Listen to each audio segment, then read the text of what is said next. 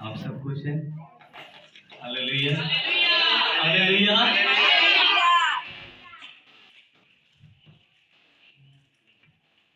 खुदा का शुक्रगुजार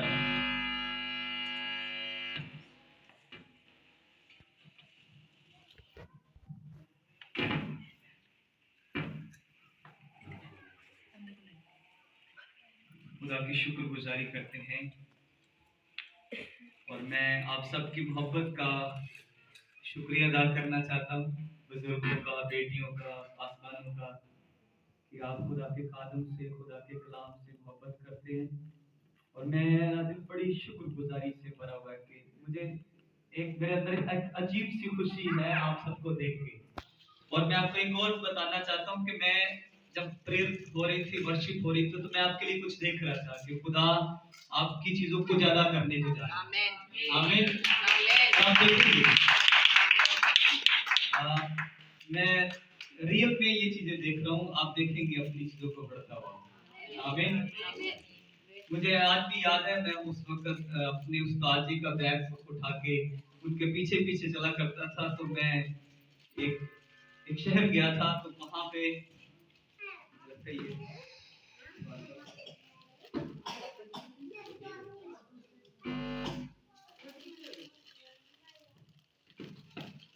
मैं बात कर रहा था कि वहां पे जब मैं गया तो मैंने उनको बताया कि वो भी आप तो घर में करें, वो ऐसे ओपन था। तो जब वहां पे हम गए तो खुदा ने मुझे दिखाया, और आज वहां पे शायद 2 या 3 4 कनाल उन्होंने जगह ली है। आमीन। उनकी अपनी है। तो आपको बताना चाहता हूँ, फिर खुदा जैसे जैसे जब भी खुदा मुझे कुछ कहता है तो मैं बिना डर खौफ के बताता हूँ कि खुदा भाई कुछ करने को। आमीन। और आप गवाही देंगे, बाजी बताती रहती हैं कि खुदा किस तरह से खुदा के खादिम को इस्तेमाल कर रहा है। और मेरा दिल बड़ी शुक्रगुजारी से भरा होता है जब मैं सुनता हूँ खुदा के खादिम काम करें, खुदा के लोग काम करें, तो बड़ी खुशी होती है क्योंकि खुदा का काम हो रहा है। आमीन। तो आपको पहले वैसे ही देख के खुशी हो रही है कि आपने इतनी जल्दी में बड़ी तरक्की कर ली। आमीन। और अभी ये शुरू भी नहीं है, खुदा बहुत कुछ करेगा आपकी चर्च में। आमीन। आइए हम कलाम की तरफ बढ़ेंगे, वक्त को जाया किए बिना। मुकद्दस लूका उसका 5 बाब उसकी 3री आयत से हम पढ़ेंगे, कलाम खुदा में से ध्यान से सुनेंगे। मुकद्दस लूका उसका 5 बाब उसकी 3 आयत में लिखा है, और उसने उन कश्तियों में से एक पर चढ़कर जो शमौन की थी उससे दरख्वास्त की कि किनारे से जरा हटा ले चल। और वो बैठकर लोगों को कश्ती पर से तालीम देने लगा। और जब कलाम कर चुका तो शमौन से कहा, गहरे में ले चल और तुम शिकार के लिए अपना जाल डालो। कलाम का पढ़ा और सुना जनाब सबों के लिए वाई से बरकत। आमीन।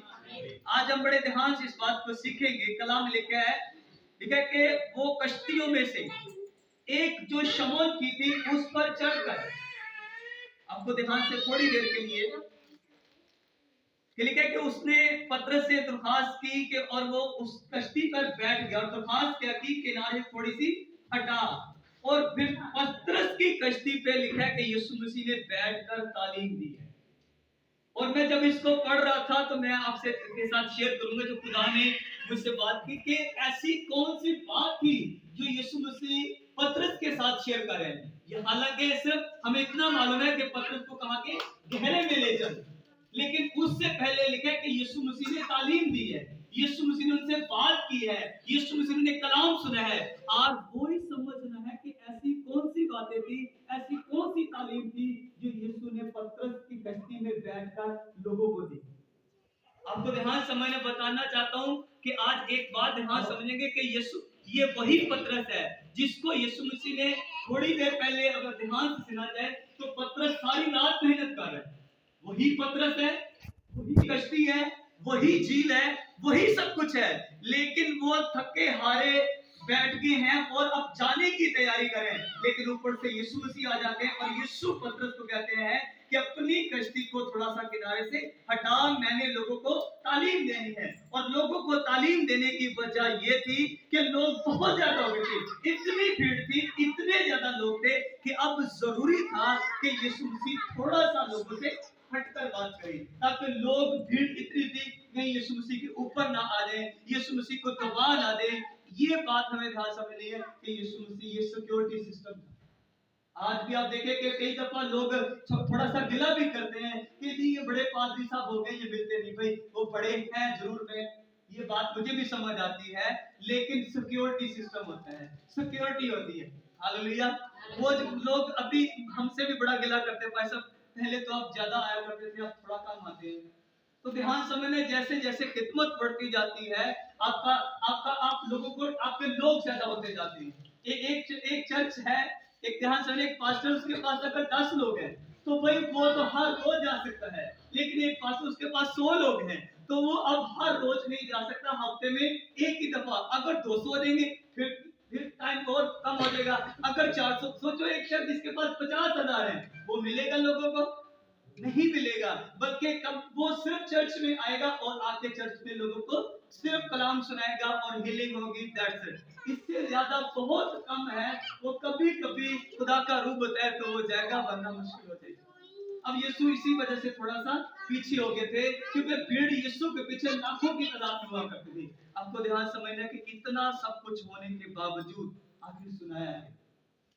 देखिए वो लोगों को तालीम दे रहा है। मैं बताना चाहता हूँ कि आपको इस बात को समझने के लिए हमें थोड़े से दिन पीछे जाना पड़ेगा, क्रिसमस के दिनों में जाना पड़ेगा।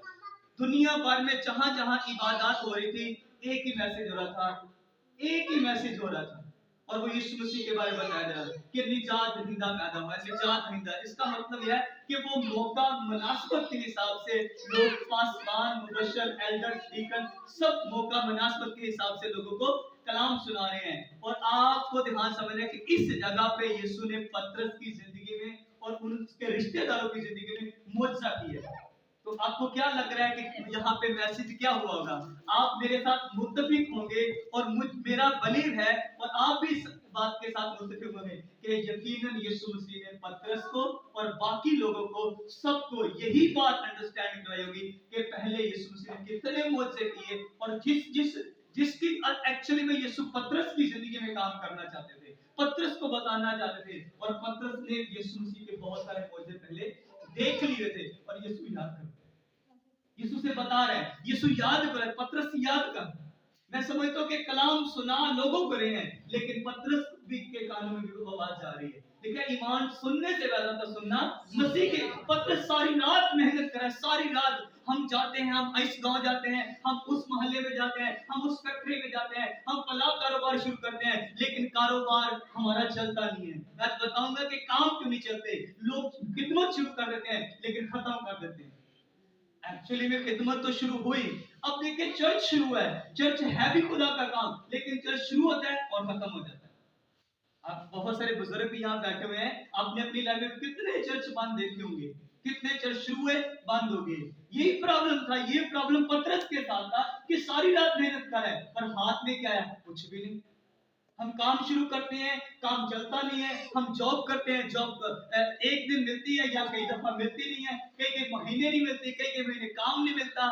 आज प्रॉब्लम ये है कि हम काम कर रहे होते हैं, मेहनत कर रहे होते हैं, लेकिन कश्ती में यीशु मसीह नहीं होता।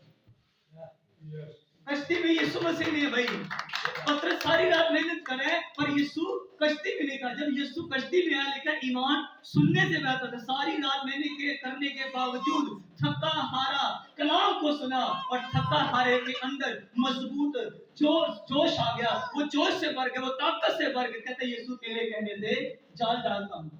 लेकिन हमने सारी रात मेहनत की है, लेकिन तेरे कहने से एक्चुअली में कलाम उसे मलामत कर चुका था, कलाम उसके अंदर जोश भर चुका था, कलाम उसे हील कर चुका था कि नहीं अब मुझे जाल डालने की जरूरत है। यीशु के कहने पे जब जाल डाला, वही कश्ती, वही पतरस, वही झील। लेकिन अब प्रॉब्लम ये है, अब फर्क क्या है कि अब उसी कश्ती में यीशु मसीह। जब कश्ती में उन्होंने लिखा है कि जब उन्होंने कश्ती से जाल निकाल के डाला तो इतनी ज्यादा मछलियां हो गई थी। आगे समझने वाली बात यह है कि जब वो जाल मछलियों से भर गई, बहुत ही खूबसूरत बात लिखी है कि पतरस को रिश्तेदारों को बुलाना पड़ा। जबरदस्त बात थी मेरे लिए कि मुझे रिश्तेदारों को बुलाना पड़ेगा। मुझे अपने साथ रिश्तेदार, एक पास्टर के असली जो रिश्तेदार होते हैं ना, उसकी कलीसिया होती है। असल रिश्तेदार पास्टर के जो है ना, उसकी कलीसिया होती है। जो भी हमने सच्चे खुदा के खातिम होते हैं ना, उनके रिश्तेदार उसकी कलीसिया होती है। उसके बहन भाई अजीज माँ बाप सब कुछ वही है। हालेलुया। अगर रिश्तेदारों की शादी आ जाए, कुछ भी हो जाए, वो छोड़ना पड़ेगा भाई, पहले कलीसिया में जाना पड़ेगा। और पतरस ने किसको बुलाया? रिश्तेदारों को बुलाया। क्या करो हमारी, लिखा कि हमारी मदद करो। अगर आप कारोबार कर रहे हो और आपकी कारोबार आप अकेले कारोबार करें, या आप समझ लो कि आप कारोबार कर रहे हो पर यीशु के बगैर कर रहे हो, क्योंकि आपके पास हेल्पर नहीं है, आपके पास मददगार नहीं है जो मछलियों को इकट्ठा कर सके, जो लोगों को इकट्ठा कर सके। हालेलुया। यहाँ पे एक पतरस नहीं है, यहाँ पे पतरस के साथ बहुत सारे आप समझ रहे हैं मैं क्या कहना चाहता हूँ, बहुत सारे रिश्तेदार हैं जो मछलियों को इकट्ठा कर रहे हैं। हालेलुया। मैं आपको बताना चाहता हूँ कि अगर अगर आप रियल में यीशु मसीह को साथ लेके चलेंगे तो फिर कारोबार अकेले नहीं करेंगे, फिर आप कारोबार अकेले नहीं करेंगे, आपके साथ लोग होंगे। आपका अपना कारोबार होगा लेकिन आपके साथ हेल्पर होंगे। आपके पास 20, 50, 60, 100, 200, 1000, लाखों भी हो सकते हैं भाई, ऐसा कुछ भी नामुमकिन नहीं है। अगर यीशु है तो फिर करोड़ों भी मुलाजिम होंगे आपके पास। हालेलुया। खुदा कुछ भी कर सकता है पर अगर वो आपकी कश्ती में है। हालेलुया। बस प्रॉब्लम ये है कि अगर कश्ती में है तो जितने तूफान, अगर तूफान भी आएंगे ना, तो यीशु उन तूफानों को रोकने की कुदरत, कश्ती में यीशु होना चाहिए। कश्ती में यीशु है तो फिर जितने मर्जी तूफान आ रहे, वही पतरस, यीशु है, हम मर गए, हमारी मदद कर। वहां में फिर पतरस कहते हैं कि खुदावंद हमारी मदद कर। यीशु ने बेशक वहां पे कहा है कम इत्तेकाद हो, आपका ईमान थोड़ा भी होगा ना, कश्ती में यीशु है ना, तो काम बन जाएगा भाई। हालेलुया। थोड़ा ईमान थोड़ा भी होगा, उस ईमान का इलाज है। थोड़े ईमान का भी इलाज है, यीशु के पास इलाज है भाई। उन शागिर्दों ने कहा हमारे इत्तेकाद का इलाज कर। हालेलुया। जब यीशु होगा तो वो इलाज भी कर लेगा, बीमारी का भी इलाज कर लेगा, सब कुछ बेहतर कर लेगा। यीशु होगा तो सब कुछ होगा, अगर वो नहीं है तो फिर कुछ भी नहीं है। लिहाजा हमें आज समझना है कि हमें अपनी जिंदगी में जीसस क्राइस्ट को लेने की जरूरत है। आमीन। मुझे याद है जब हमने चर्च शुरू की थी तो ये बहुत सारे लोग हैं। जब हमने चर्च शुरू की थी तो मैं था, मेरी वाइफ थी और एक आंटी थी, बस इतने सारे हम लोग थे। ये चर्च थी हमारी करीबी, हमने बचानी सब कुछ। गाना तो हमें अब भी नहीं आता, तो गाने वाले और ही थे, ठीक है, नाम नहीं, मेरी खिदमत नहीं है। हालेलुया। तो मैं कभी इस चक्कर में बड़ा नहीं कि भाई, हाँ जिसको खुदा ने दी है, खुदा ने बड़े खादम रखे, वो गा भी सकते हैं जैसे आप भी गा रहे थे। तो मैं बताना चाहता हूँ कि चर्च का आगाज शुरू छोटा सा एक बिल्कुल जीरो लेवल से हुआ था। लोगों ने कहा, मोहल्ले वालों ने, पास वालों ने, इर्द गिर्द गैर कौमें भी उसमें शामिल थी कि ये चर्च कभी नहीं शुरू होगी, बस ये नवे नवे पादरी ना, बड़ा जोश है तो ये जोश खत्म हो जाएगा।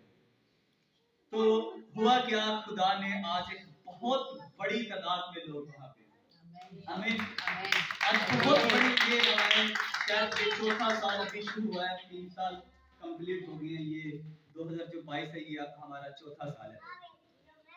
तो इन 3 सालों में खुदा ने हमें इतना कुछ दिया है कि वहां पे 11 चर्च है हमारे एरिया में।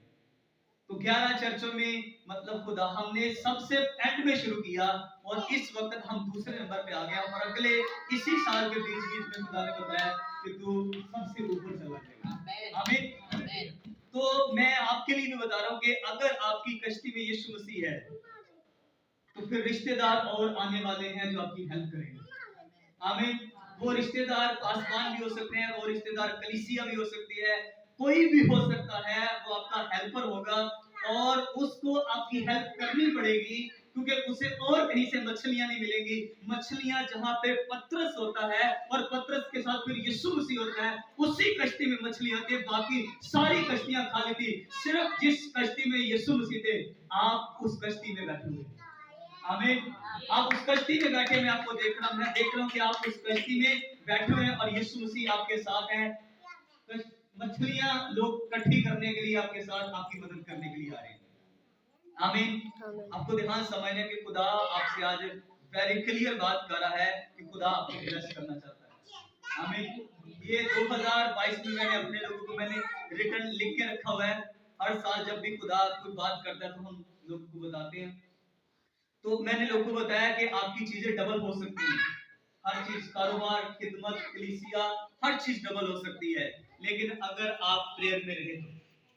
अगर 2021 में जो प्रेयर थी वही 2022 में, तो पड़ेगा क्या भाई? इसका मतलब हम तो अभी भी 21 में लगे फिर रहे हैं।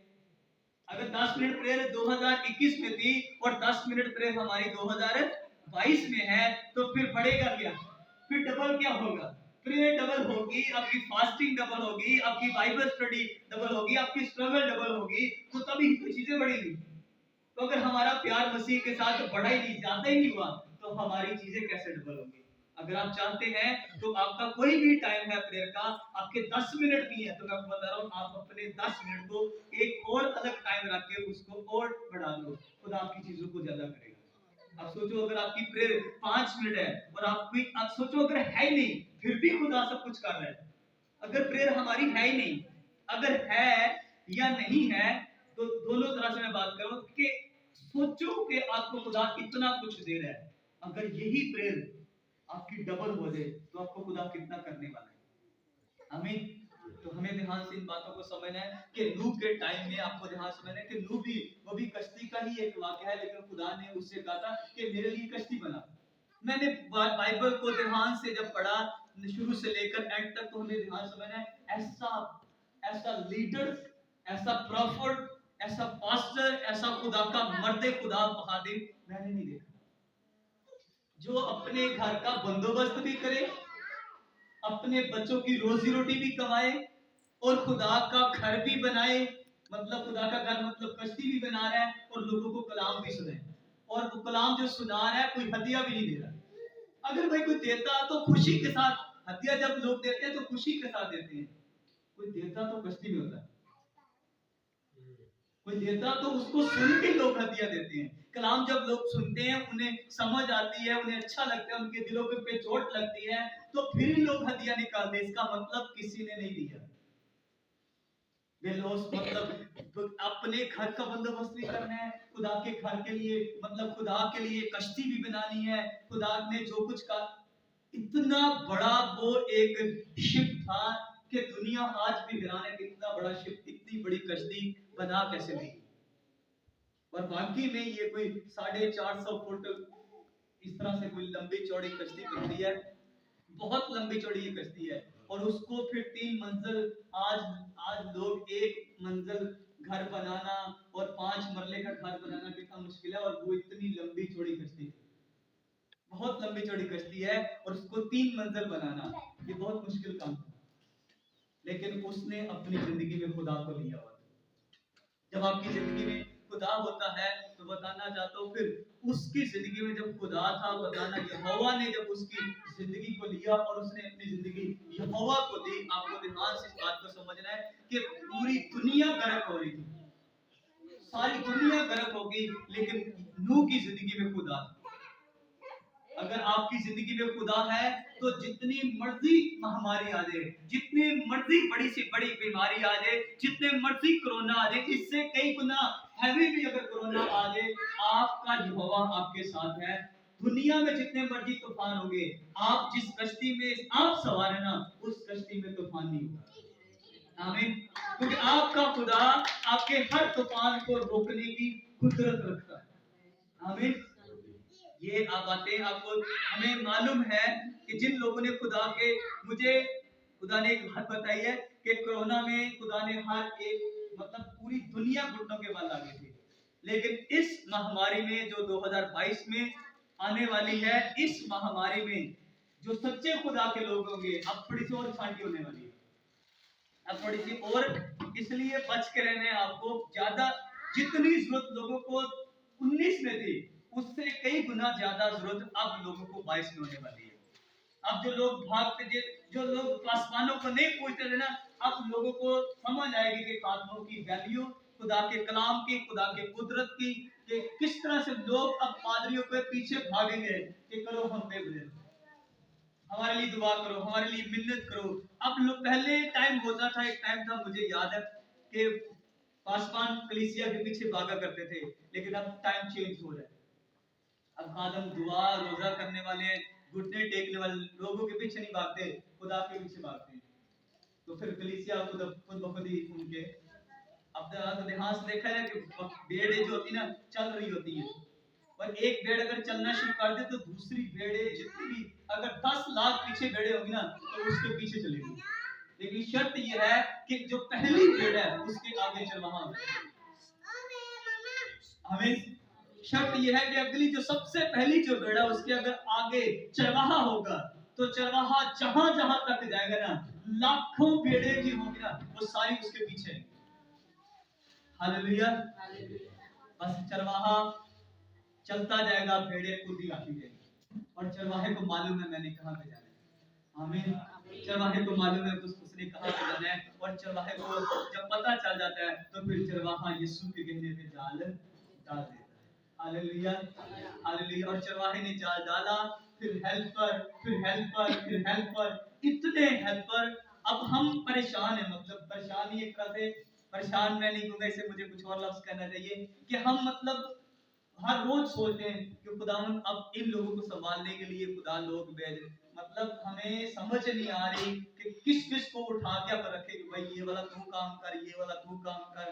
मतलब कितनी तादाद में लोग आ रहे हैं, अब हमें बुलाना नहीं पड़ता लोगों को, अब हमें लोगों को बुलाना नहीं पड़ता, मतलब कि मतलब भाई अब हमारे चर्च में हमने नया चर्च शुरू किया है, बस हमें अब ये काम नहीं करने पड़ते। क्यों? क्योंकि अब हम चलना शुरू हो गए।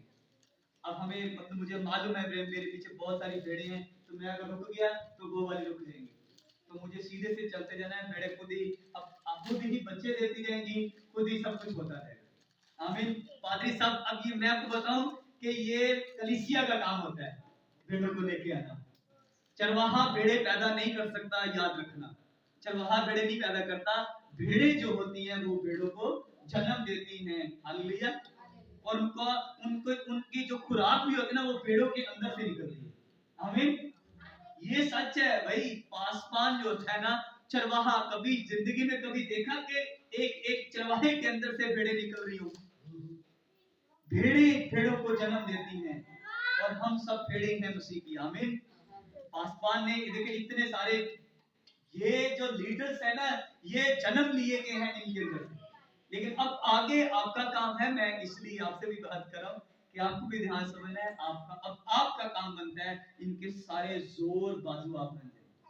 हमें कलीसिया का काम होता है माओ का, बेटियों का। देखिए अगर मैं आपको बताऊं, जो खासकर जो बहनें होती है ना, मतलब कोई बात नई बात हो या कोई धमाका शमाका हो जाए इर्द गिर्द, तो वो जाके बताती हैं।